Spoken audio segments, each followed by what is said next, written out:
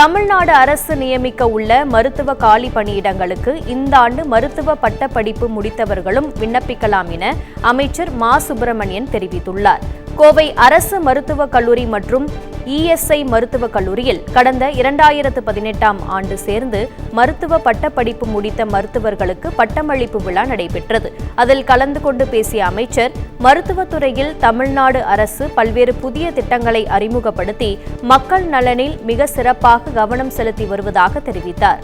அரசு ஆரம்ப சுகாதார நிலையங்கள் அனைத்தும் மேம்படுத்தப்பட்டுள்ளதாக, கிராமப்புறங்களில் அறிமுகப்படுத்தப்பட்டு புதிய மருத்துவ திட்டங்களால் ஏராளமான மக்கள் பயன்பெற்றுள்ளதாகவும் கூறினார்.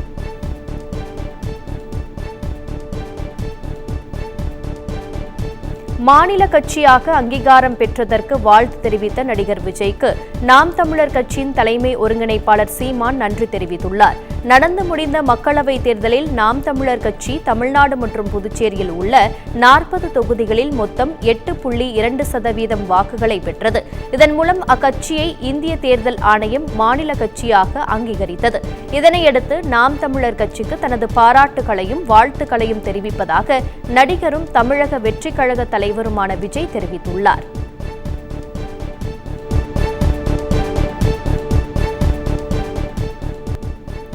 கோவையில் கூட்டத்தை விட்டு பிரிந்த குட்டி யானையை மீண்டும் தாயுடன் சேர்க்கும் முயற்சியில் வனத்துறையினர் தீவிரமாக ஈடுபட்டுள்ளனர்.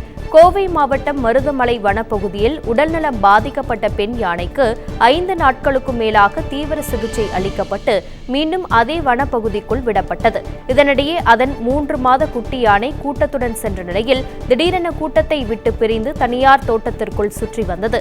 தகவல் அறிந்து சென்ற வனத்துறையினர் யானை குட்டியை அடர் வனப்பகுதிக்குள் அழைத்து சென்ற போது தாய் யானை குட்டி யானையை தன்னுடன் சேர்த்துக் கொள்ளவில்லை. இந்த நிலையில் மருதமலை அடிவார பகுதியில் மற்றொரு யானை கூட்டம் இருப்பதை அறிந்த வனத்துறையினர் அதனுடன் குட்டி யானையை சேர்ப்பதற்கு முயற்சித்து வருகின்றனர்.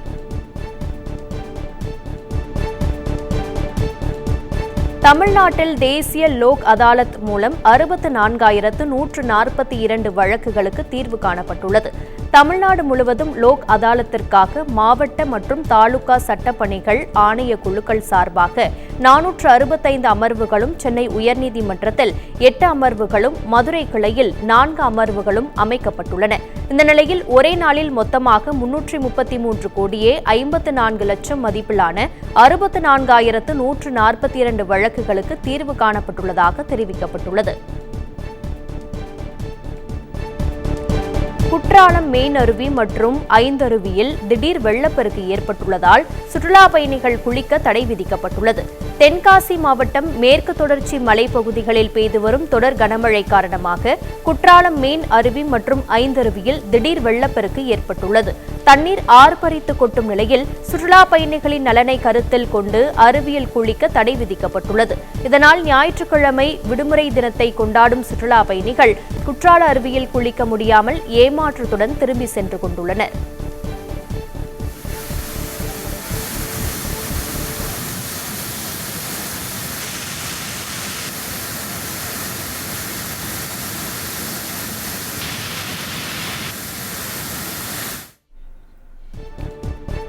மதுரையில் பழம்பெரும் நடிகர் TR மகாலிங்கத்தின் 100ஆண்டு விழாவையொட்டி புகைப்பட கண்காட்சி திறக்கப்பட உள்ளது. மதுரை மாவட்டம் சோழவந்தானைச் சேர்ந்த TR மகாலிங்கம் நடிகராகவும் பாடகராகவும் திரையுலகில் கொடிகட்டி பறந்தவர். இவர் இயல் இசை நாடகம் துறையில் கலைமாமணி விருது பெற்றவர். இவர் வாழ்ந்த சோழவந்தான் இல்லத்தில் 100வது பிறந்த நாளை கொண்டாட திட்டமிட்டு அதற்கான ஏற்பாடுகள் செய்யப்பட்டுள்ளது. அதன்படி அங்கு அவருக்கு திருவுருவ சிலை வைத்து புகைப்பட கண்காட்சியும் அமைக்கப்பட்டிருந்தது. ஜூன் 16ஆம் தேதி 100ஆண்டு விழா கொண்டாடப்பட உள்ள நிலையில் அன்று திறந்து வைக்கும் நிகழ்வில் திரைப்படத்துறையைச் சார்ந்த பல்வேறு கலைஞர்கள் கலந்து கொள்வார்கள் என எதிர்பார்க்கப்படுகிறது. திருச்சி விமான நிலையத்தில் சிங்கப்பூரில் இருந்து 26 லட்சம் ரூபாய் மதிப்புடைய தங்க தகடுகளை லேப்டாப்பில் மறைத்து எடுத்து வந்த 3 பேரை சுங்கத்துறை அதிகாரிகள் கைது செய்தனர். சிங்கப்பூரிலிருந்து விமானம் மூலம் தங்கம் கடத்தி வருவதாக அதிகாரிகளுக்கு தகவல் கிடைத்தது. அதன் அடிப்படையில் விமான நிலைய வான் நுண்ணறிவு பிரிவு சுங்கத்துறை அதிகாரிகள் பயணிகளை சோதனை செய்தனர். அப்போது 3 ஆண் பயணிகள் 390 கிராம் தங்க தகடு மற்றும் தங்கச் செயினை தங்களது லேப்டாப்பில் மறைத்து எடுத்து வந்தது தெரியவந்தது. அதனைத் தொடர்ந்து அதிகாரிகள் அவர்கள் 3 பேரையும் கைது செய்து விசாரணை மேற்கொண்டு வருகின்றனர். காஞ்சிபுரத்தில் சேரும் சகதியுமான சாலையை சீரமைக்க கோரி இஸ்லாமியர்கள் சாலை மறியலில் ஈடுபட்டனர். காஞ்சிபுரம் மாவட்டம் அமைதில்லா நகரில் உள்ள மசூதியை சுற்றி 200க்கும் மேற்பட்ட இஸ்லாமிய குடும்பங்கள் வசித்து வருகின்றன.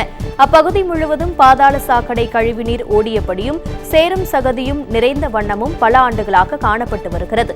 இதுகுறித்து பலமுறை புகார் அளித்தும் எவ்வித நடவடிக்கையும் எடுக்கவில்லை என குற்றம் சாட்டிய மக்கள் செங்கழு நீரோட சாலையில் மறியல் போராட்டத்தில் ஈடுபட்டனர். தகவல் அறிந்து வந்த போலீசார் அவர்களை சமாதானம் செய்ய முயன்றபோது மக்கள் கடும் வாக்குவாதத்தில் ஈடுபட்டனர். இந்த சம்பவத்தால் பரபரப்பு ஏற்பட்டதுடன் அப்பகுதியில் போக்குவரத்து நெரிசலும் ஏற்பட்டது. காஞ்சிபுரத்தில் பல்வேறு வழக்குகளின் கீழ் தீர்வு காணப்பட்ட 292 பயனாளிகளுக்கு 12 கோடி ரூபாய் இழப்பீடாக வழங்கப்பட்டது. காஞ்சிபுரம் மக்கள் நீதிமன்றத்தில் தொழிலாளர் நல வழக்குகள், மோட்டார் வாகன விபத்து வழக்கு, வங்கி வாராக்கடன் வழக்கு உட்பட மொத்தம் 1800 வழக்குகள் விசாரணைக்கு எடுத்துக் கொள்ளப்பட்டு அதில் 292 வழக்குகளுக்கு தீர்வு காணப்பட்டிருந்தது.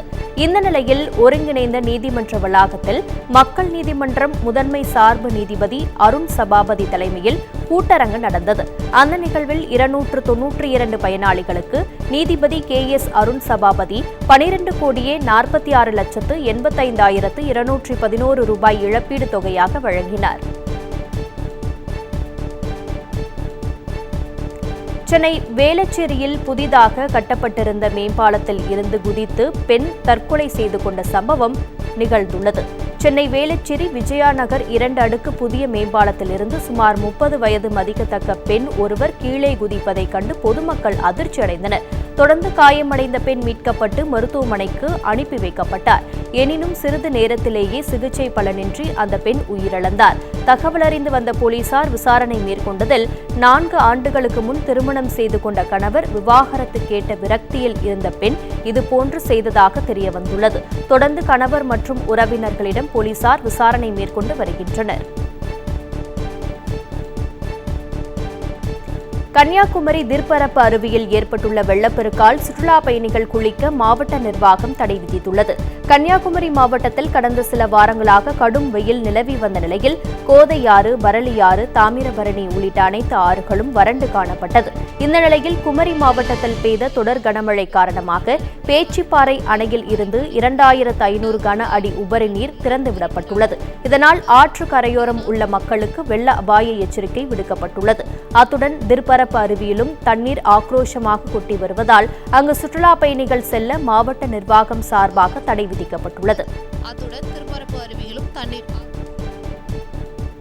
IIT நுழைவுத் தேர்வான JEE-யின் அட்வான்ஸ் தேர்வு முடிவுகளை தேசிய தேர்வு முகமை வெளியிட்டுள்ளது.